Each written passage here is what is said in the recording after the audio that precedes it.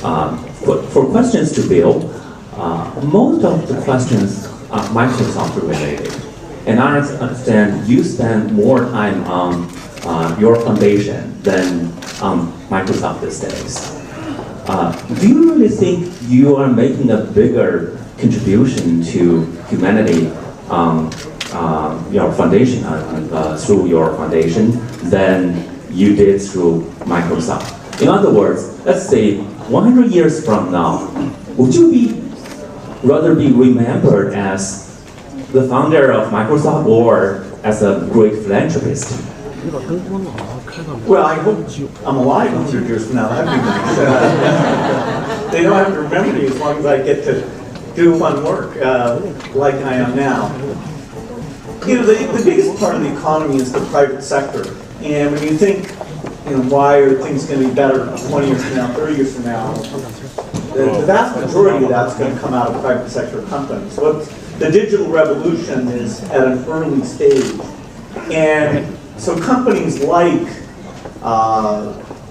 Baidu, Google, Apple, Microsoft, they're making a huge contribution. The tools that they create that get used in so many domains, just take education as one domain that over time, we haven't seen it yet, but over time that should make ability to connect up to what somebody's learning and what their goals and aspirations are. So this is incredible stuff. And anybody who had a chance to be part of that, particularly to build a good-sized company, made a huge contribution.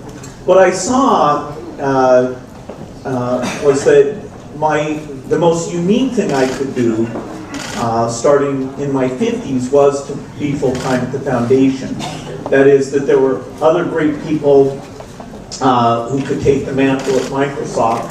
When I was running Microsoft in my 20s and 30s, I always thought, for sure it should never have a CEO over 45, because who could keep up with all this stuff? So then, as I found myself in my 50s still, the company was like, well, I told myself I shouldn't still be here. And anyway, the foundation work, which is in partnership with my wife Melinda, became more appealing.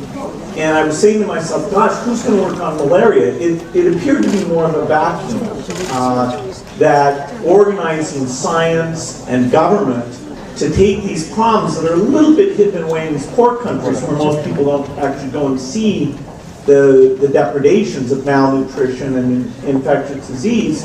And so it appeared like an opportunity that showed up that could take all the skills of organizing people and energizing people in the software revolution now in a slightly different domain, but the skills of running teams and picking scientists and being patient about things that take 10 or 15 years to have a breakthrough. I could take all of that.